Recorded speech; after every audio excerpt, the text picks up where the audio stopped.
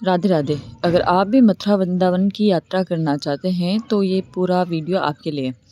आप सबसे पहले गोवर्धन जी की परिक्रमा लगवाइए और उसके बाद मानसी गंगा में स्नान कीजिए। आप जब भी ट्रेन से उतरोगे तो 40-40 रुपये में गोवर्धन जी के ऑटो आपको छोड़ देगा।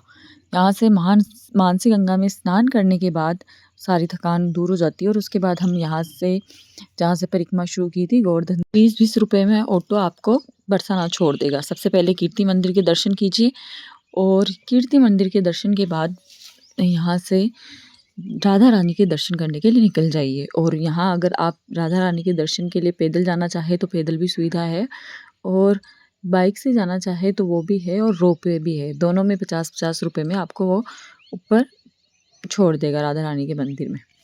तो हम पहुँच चुके राधा रानी के मंदिर और यहाँ से हमने बस ली है जो 65 रुपये में आपको वृंदावन छोड़ेगी। और आप चाहे तो ऑटो से भी जा सकते हो, लेकिन बस जाती रहती है वृंदावन तो वो सही रहेगा। निधिवन घूमने के बाद हम गौरी गोपाल आश्रम गए और गौरी गोपाल आश्रम के पास ही आपको 600 रुपये में बहुत सारे रूम मिल जाएंगे जहाँ आप नाइट स्टे कर सकते हो। और चाहे तो आप रात में भी प्रेम मंदिर के दर्शन कर सकते हैं। हम सुबह इस्कॉन टेम्पल जाकर फिर प्रेम मंदिर निकल पड़े क्योंकि प्रेम मंदिर 7 बजे तक खुलता है, तो आप इस्कॉन टेम्पल के दर्शन कर सकते हैं और उसके बाद प्रेम मंदिर जा सकते हैं। प्रेम मंदिर बहुत ही भव्य और सुंदर बना हुआ है। यहाँ भगवान के दर्शन करने के बाद हम निकले हैं यहाँ से 40 रुपये पर पर्सन में चार धाम, जो 4 धाम बन रहा है और अभी भी इसका काम चल रहा है और बहुत ही सुंदर बना हुआ है। यहाँ पर राधा कृष्ण मंदिर है, शनि मंदिर है, शिव धाम है और माता वैष्णो देवी का मंदिर बना हुआ है। तो ये 4 धाम यहाँ पर आपको मिल जाएंगे जो बहुत ही सुंदर है कि आप इसको देखोगे तो यहाँ से बाहर जाने का मन नहीं करेगा आपका। तो ये 4 धाम का नज़ारा है जो हम अंदर जा रहे हैं और काफ़ी बड़ा है। तो यहाँ आपको घूमने में लगभग 2 घंटे तो लग ही जाएंगे, आप कितने भी जल्दी घूमो तो। ये देख सकते हो आप 4 धाम का व्यू।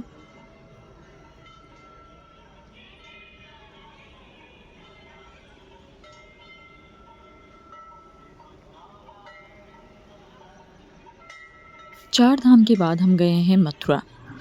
मथुरा में जाने के बाद आप यमुना नदी में बोट कीजिए और नाव में अगर आपको सवारी करनी है तो आपको 65 रुपये पर पर्सन में नाव में घुमाएगा।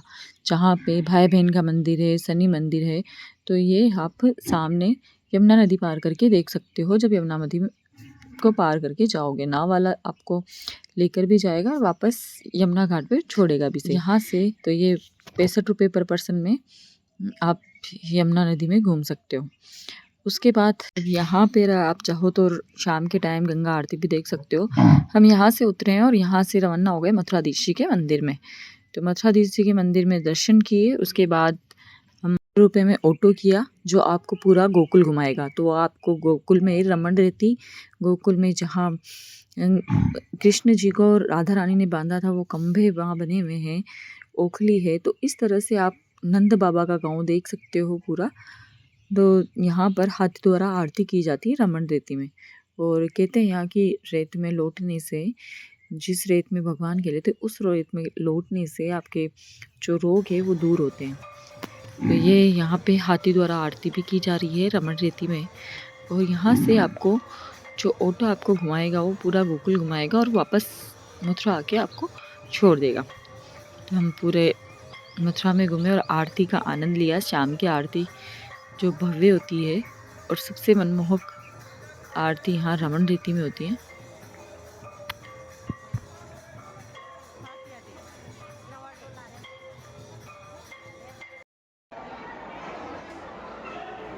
के बाद हम रमण रेती में जिस रेत में कृष्ण जी खेले थे उसी रेत में लौटने के बाद हम यहाँ नंद बाबा के घर को देखने निकल पड़े हैं। रात काफ़ी हो गई थी तो हम ज़्यादा देख नहीं पाए, तो आप टाइम से जाए और गोकुल घूमें।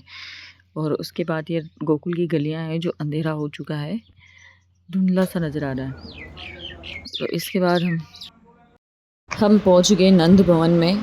और यहाँ नंद भवन में कृष्ण जी को पालने में झुलाया है और ये आप गोकुल की एक नज़र देख सकते हो जहाँ पे हम कहाँ कहाँ घूमे हैं। फिर यहाँ से हम यहाँ दर्शन करने के बाद हम मथुरा वापस लौट गए और वहाँ से हमारे कोटा की टिकट थी तो हम वापस इस तरह से ये यात्रा पूरी आपको 1500 रुपये में पड़ेगी।